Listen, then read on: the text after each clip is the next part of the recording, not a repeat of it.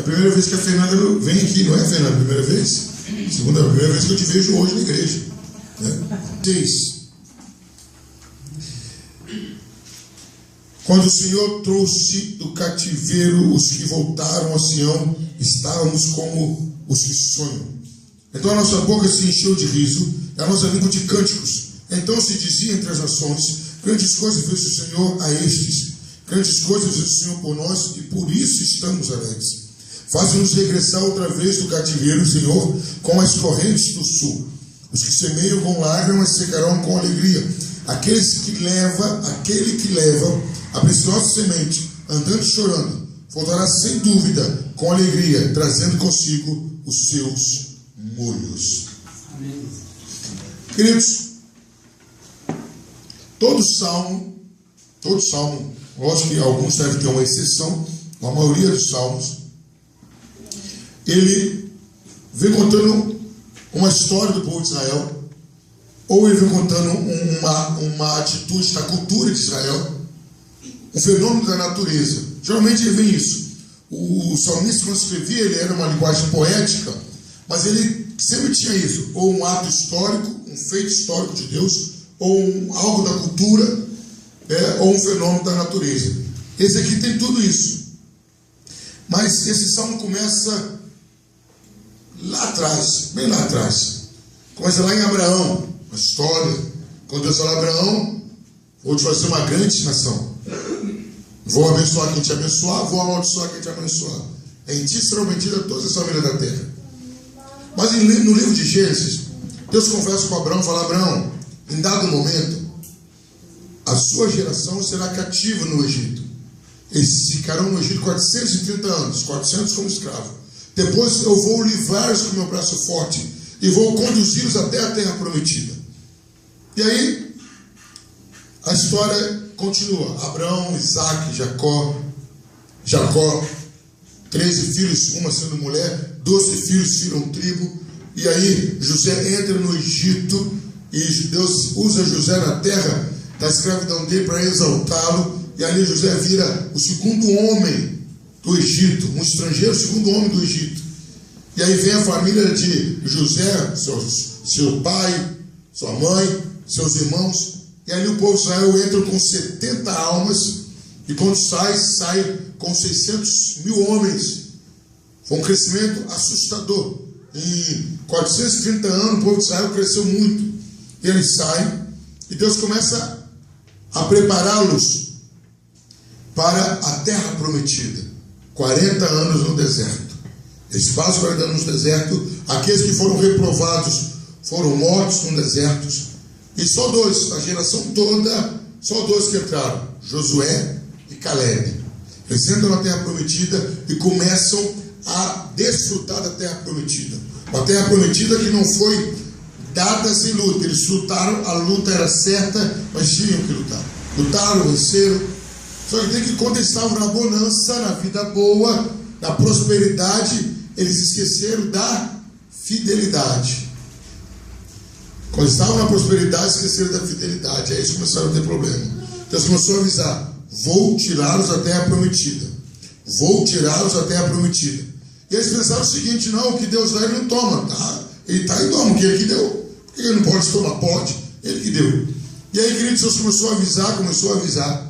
Aí Deus começou a levantar inimigos contra Israel.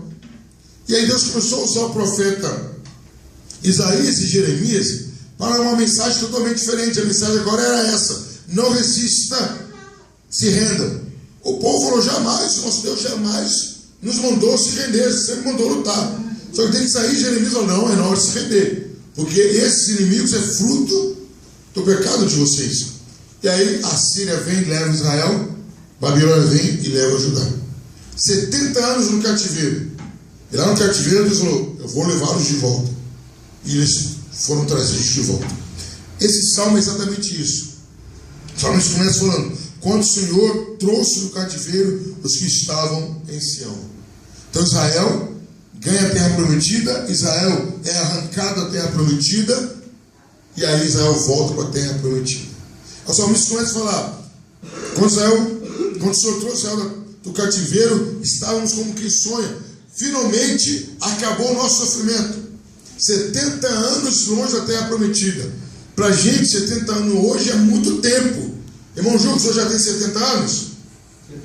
78. Naquela época, 70 anos era uma adolescência. Igual a Marcel da adolescência, novinha ainda, né? Então 70 anos naquela época é coisa pouca. Porque os homens viviam até 150, 120, 130 anos. Então 70 anos é metade. Quem morresse com 70 anos era uma morte prematura. Então o povo de Israel volta. E aí eles começam a falar: olha, grandes coisas são por nós. Parecia que a gente estava sonhando. Voltamos à terra prometida. Voltei à promessa de Deus. E aí eles falam que virou um comentário em toda a região. Os povos diziam: Deus fez grandes coisas por eles. E ele falou: com certeza estamos alegres, Deus fez grandes coisas por nós. No versículo 4, o salmista faz uma oração. Ele falou: Senhor, nos faz regressar como as correntes do Negueb, como as correntes do sul. Só que tem que o sul, queridos, é um deserto. O sul é um deserto. E aí, os que não conhecem a geografia ou o fenômeno da natureza, olha lá, esse autor aqui escreveu alguma coisa errada. Segundo os estudiosos, aquele deserto no território de Israel, ele era deserto por um período de tempo. Mas assim que caíam as primeiras chuvas, a chuva descia do monte, virava uma enchente naquele deserto, e aquele deserto virava um jardim. E eles falam isso: pega a nossa vida, que era um deserto, e transforma num jardim.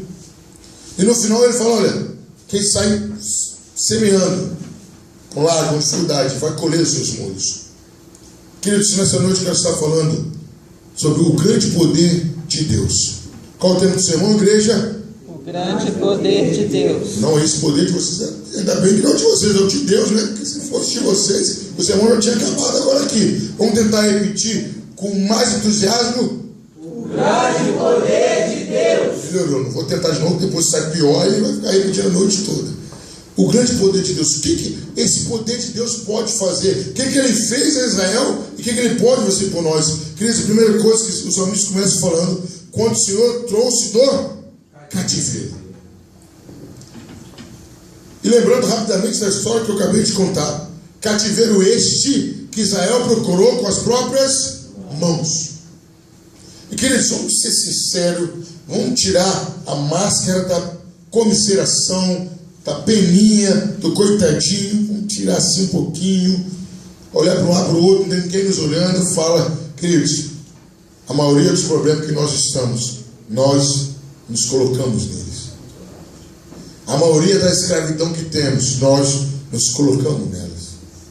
Somos nós os autores dos nossos problemas. Somos nós que pegamos a algema, colocamos e jogamos a chave fora. Somos nós. Mas o poder de Deus, a primeira coisa que vem, Ele nos livra do cativeiro. Amém, igreja? Amém. Primeira coisa que o poder de Deus faz é nos livrar do cativeiro, independente de quem nos colocou no cativeiro e qual foi o motivo. E detalhe, queridos, esse cativeiro foi cavado por Israel. Esse cativeiro foi provocado por Israel. E quem trouxe esse cativeiro foi o próprio Deus. Deus leva Israel para o cativeiro através da Síria e da Babilônia, e o mesmo Deus vai lá e tira. Querido, às vezes Deus permite entrarmos em consequências para que possamos experimentar o tamanho do poder de Deus sobre as nossas vidas. Os livramentos são demonstração do poder de Deus. Os livramentos são demonstração do amor de Deus. Os livramentos são para mostrar que as consequências dos seus atos, dos meus atos, por maior que sejam, ainda são limitadas pelo poder de Deus. Primeira coisa, querido, que a gente vê do poder de Deus, que Ele nos livra dos nossos cativeiros. É Ele que nos livra da doença. Tem cativeiro maior do que esse, queridos?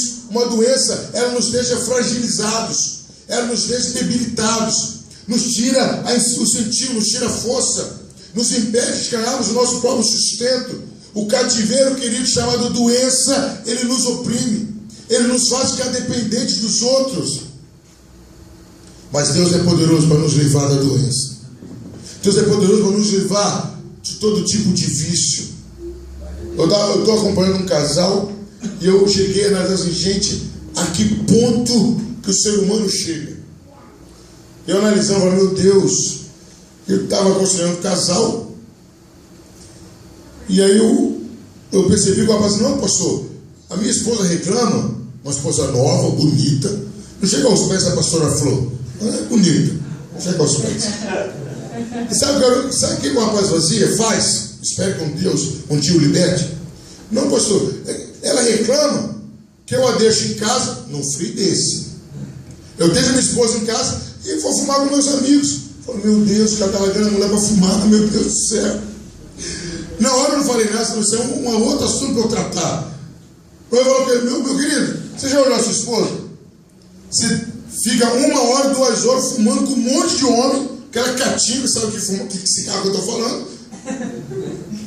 Não, mas quando chega em casa, escova o dedo, eu não ponho. Mas ficou 1h30, deixa sua mulher assim, meu Deus. Eu falei, a que ponto que a pessoa chega, larga a esposa para ficar fumando? É absurdo. Meu Deus. Ou ele não sabe o que é esse carro, ou ele não sabe o que é a mulher. Um dos dois. Está tão desorientado. Mas o que é isso? É o cativeiro, queridos. Mas o nosso Deus é poderoso para tirar o nosso cativeiro. Outra coisa, queridos, que nos prende muito, que a gente não percebe. Eu vou falar aqui, Israel mesmo, pastor. Sabe uma coisa que nos prende e chega a ser assustadora? E a gente não percebe que está preso? Os amigos. Se pode se chamar de amigo. Porque o amigo que tira você de perto da sua esposa, de dentro da sua casa, no frio, em nada ele é seu amigo. Pastor, eu sou meu amigo, só vem aqui em casa com meu amigo. Um frio desse, meu amigo. Isso é tudo meu. E aí, queridos, as pessoas vão nos envolvendo, nos cercando, e queridos, você puxar pela sua memória. E ver que as maiores besteiras que você fez motivado por alguém. No ato você estava até sozinho, mas alguém colocou pilha em você. Alguém colocou lenha na fogueira. Quantas oportunidades você perdeu porque alguém falou na sua cabeça? E uma coisa que a gente recrimina muito. Quem gosta de piolho aqui? Mas a gente vira piolho, só fica indo na cabeça dos outros. De ser humano a gente vira piolho. O cara chega assim, nossa, como você dá gordo, aí você começa a comer só alface. Mas quem disse que ele é referência de gordura? Quem disse isso? Nossa, você está magro, aí você começa a comer só massa. Mas por que? Estamos sendo facilmente influenciados. Somos presos pela doença, somos presos pelo vício, somos presos pelos amigos. Somos presos por pessoas, queridos. Quantas vezes que tomamos uma decisão que a gente se arrependeu e só a gente que arcou com a consequência. Eu já falei isso aqui uma vez. Eu sempre procurei ser um filho obediente. Uma vez eu tinha 16 anos, não tenho vergonha de falar isso não. Na verdade eu tinha só um pouquinho, mas agora já estou com 47, tem 31 anos que passou isso, já passou. Eu arrumei uma namorada. E a minha mãe me colocou de castigo com 16 anos. Você não vai namorar essa menina. Eu era obediente. Aí um colega meu falou o seguinte, que absurdo, João. Sua mãe te colocou de castigo? Não, só você não aceitando. Só você fugir de casa. Aí você pode ir para sua casa? Não, para minha casa não. Vou fugir para onde? Você que deu a ideia. Vou fugir para onde? Me dá uma ideia. Mas são assim, as pessoas te dão ideia, mas não querem arcar com as consequências com você. Aí você comprou um carro. Vão 8 marmanjos barbudo dentro do carro. O carro é para 5. Quebra a suspensão. Quem paga a suspensão? E aí, se bobear, vocês apertam o carro. Você é doido, colocou um monte de homem no carro. Ô, infeliz, está dentro do carro comigo. Somos presos pelos amigos. Aí a gente vai falar da palavra de Deus. Primeira carta de Paulo aos Coríntios, capítulo 15, versículo 33. As más companhias corrompem os bons costumes. Mas o nosso Deus é poderoso para nos livrar do cativeiro. O que mais que o poder de Deus faz? Primeiro, o poder de Deus nos livra do cativeiro. Segundo, então a nossa boca se encheu de riso, a nossa língua de cântico. Então se dizia entre as nações, grandes coisas fez o Senhor por nós. Pastor, o que o senhor vai tirar daí? Não, já tirei. Deus já mandou. O poder de Deus é capaz de exaltar você entre as nações. Aleluia. O que Deus fez na vida daquele povo, antes eles eram a vergonha dos povos. Que vergonha! Tiraram os palestinos, assumiram a terra prometida e agora foram tirados. Agora Deus foi lá e refez. Volta para lá. Olha, eles voltaram. Queridos, só uma coisa para vocês. Vou falar aqui, vocês vão entender. Estou apontando mesmo, vocês vão entender. A volta é mais triunfante do que a ida. Ageu diz o quê? A glória tem gente que está na quarta casa, não tem problema não. Está na quarta, quinta casa. A glória da quinta casa, da sexta casa, não importa. A glória da casa que vem depois é maior que a da primeira. A primeira era cheia de clamor. Quando Ageu fala isso, está falando sobre o templo de Salomão. O primeiro templo era uma coisa de louco. O escudo dos soldados era de ouro. Dá para imaginar isso? Um escudo desse tamanho de ouro. Os soldados tinham escudo de ouro. As argolas da cortina era ouro. Esse varal aqui era ouro. Os vasos era ouro. Tudo era de ouro. O templo era gigantesco. E Deus chegou, entrou e manifestou a glória dele. Aí Deus manda Zorobabel reconstruir o templo. Só que desde que eles olharam a planta do templo de Salomão e olharam o recurso deles, eles ficaram tristes. Falaram, não dá para construir esse templo igual ao de Salomão. Nós não temos recurso. Acabamos de sair do cativeiro. O povo de Israel não era como era antigamente, o povo de Israel era uma potência. Tinha acabado de morrer o rei Davi, o cara todo poderoso, usado por Deus, e veio Salomão, no auge de sua fama. Davi tinha trazido uma madeira do outro lado do oceano, ouro puro, ouro de Ofir. Agora chega o Zorobabel e fala, vamos construir, agora não tem como. E o povo começou a desanimar. Não tem como construir, Zorobabel. Não tem como. Aí Deus toma o Ageu e fala, meu não é ouro, meu não é prata. Deus está querendo dizer o seguinte, eu não preciso de coisas grandes. Eu preciso de coisas bem feitas. Aleluia. É a hora que ele fala, o templo não é o mesmo tamanho, mas a glória vai ser maior. Você não pode estar na mesma disposição espiritual. Estou falando com ninguém diretamente não, né? Você não pode estar na mesma santidade, mas a minha glória continua a mesma e vai vir sobre a sua vida. O poder de Deus é o poder que exalta a pessoa. O que antes era vergonha passa a ser motivo de alegria. Aí vai lá em Isaías, se não me falar a memória, 61:7.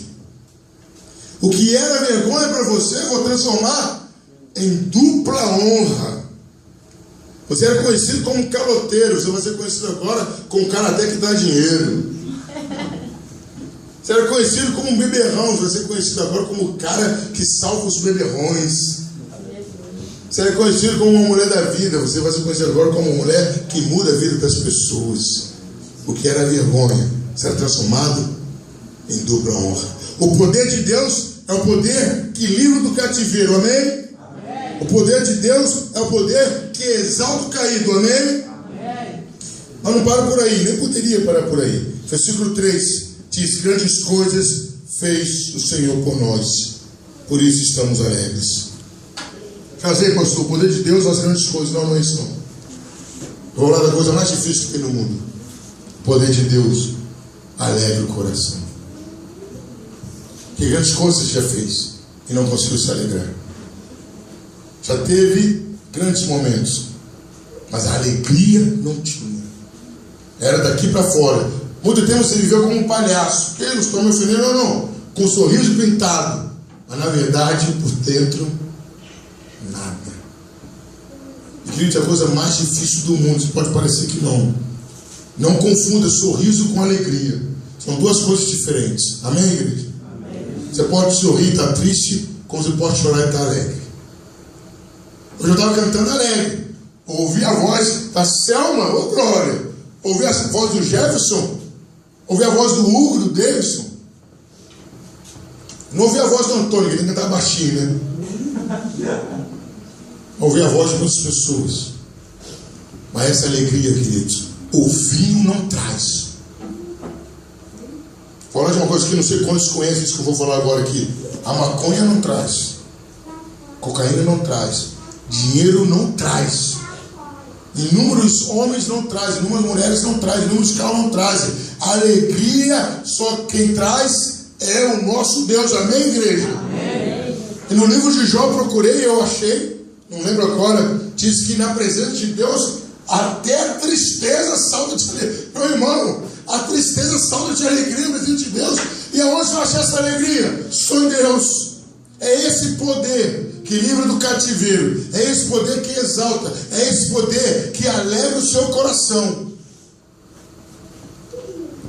E essa alegria só em Deus. No Salmo 4, se não vai à memória, versículo 7, diz assim: puseste mais alegria no nosso coração do que a riqueza que eles têm, do que o vinho que eles têm.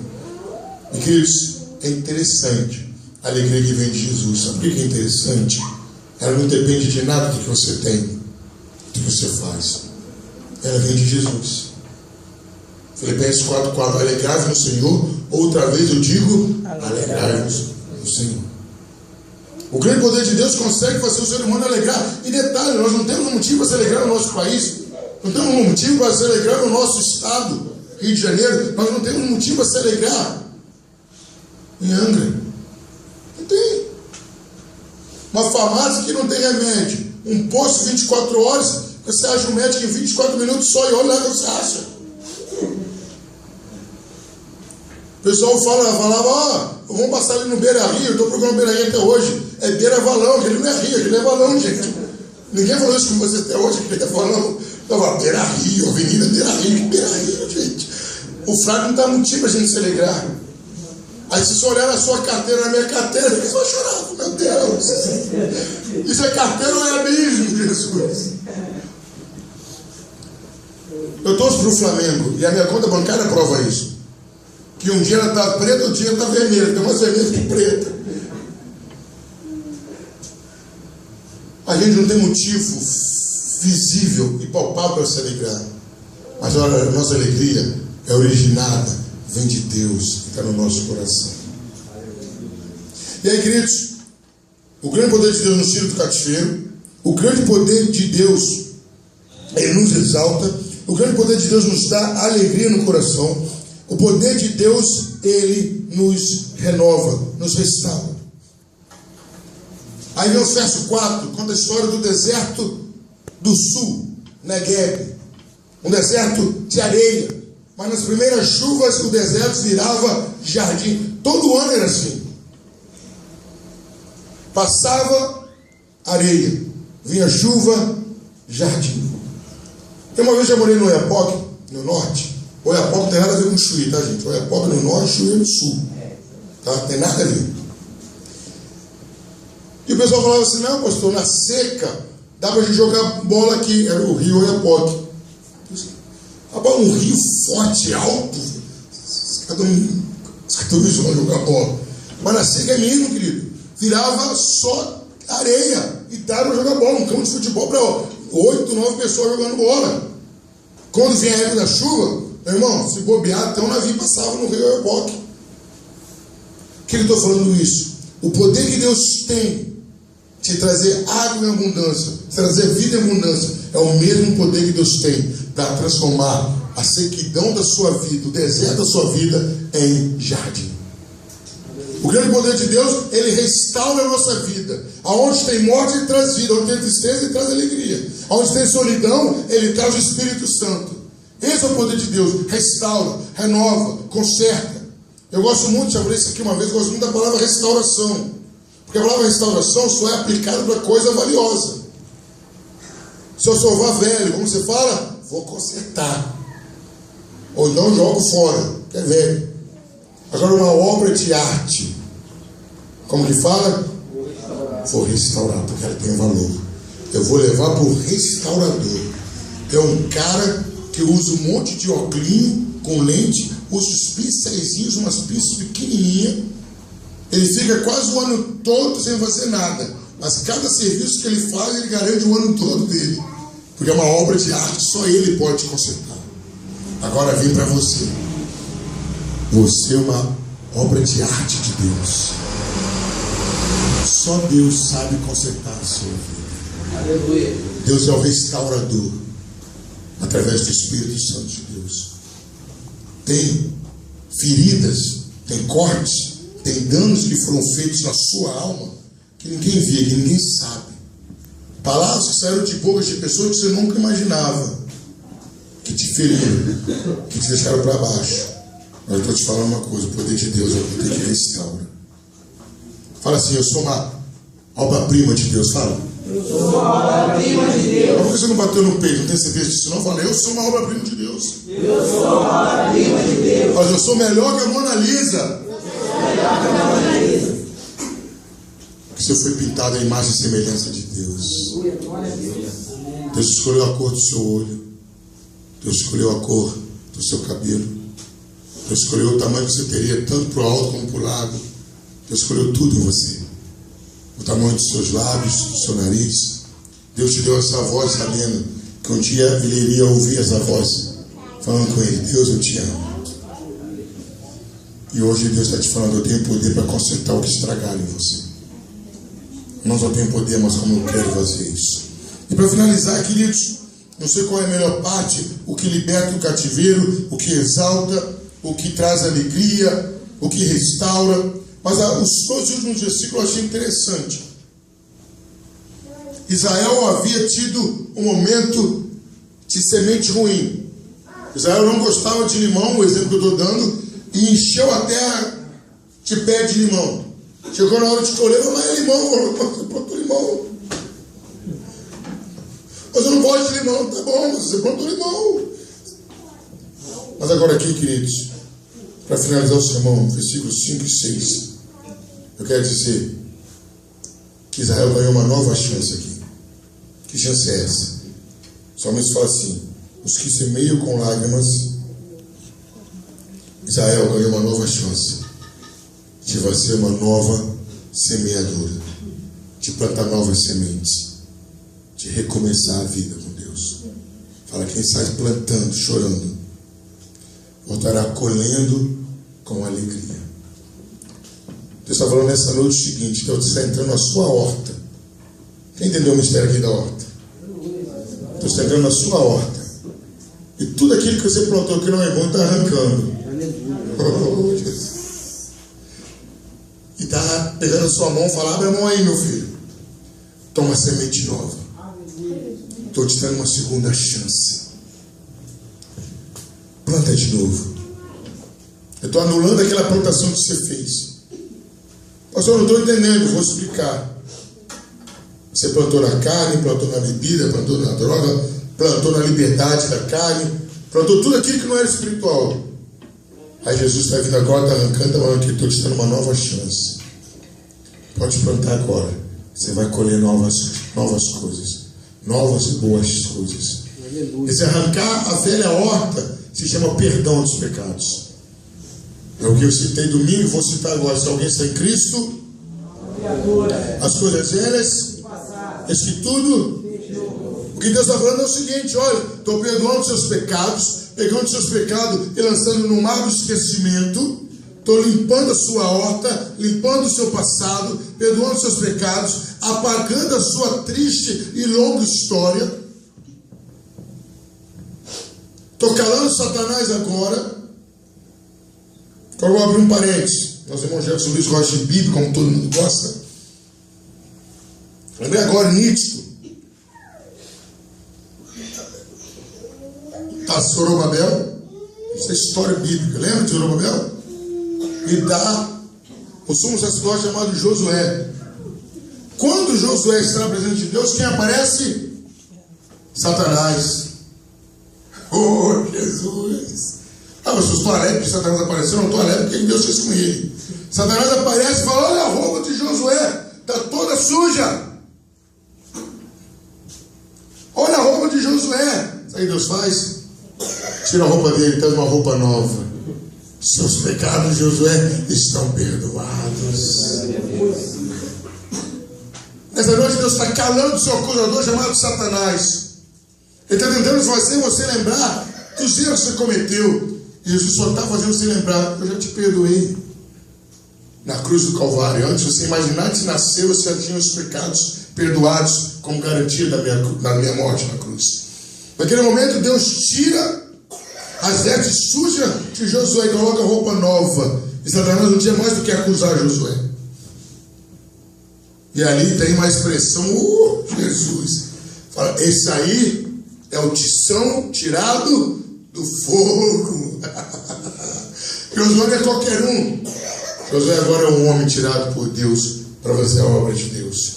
Meu querido, é a hora de recomeçar. Josué, o povo de Israel tinha um recomeço. Agora o recomeço podia plantar de novo, que a colheita era garantida. Eu falo, aquele que está chorando, levando a preciosa semente, andando chorando, voltará sem dúvida com alegria, trazendo consigo seus muitos. O que ele quer dizer aqui é o seguinte: o recomeço vai ser difícil. O caminho é apertado, estreito. Na verdade, Jesus começa falando antes, a porta é apertada. O cara pensa assim, nenhuma, só a porta é apertada. Não, o caminho também é.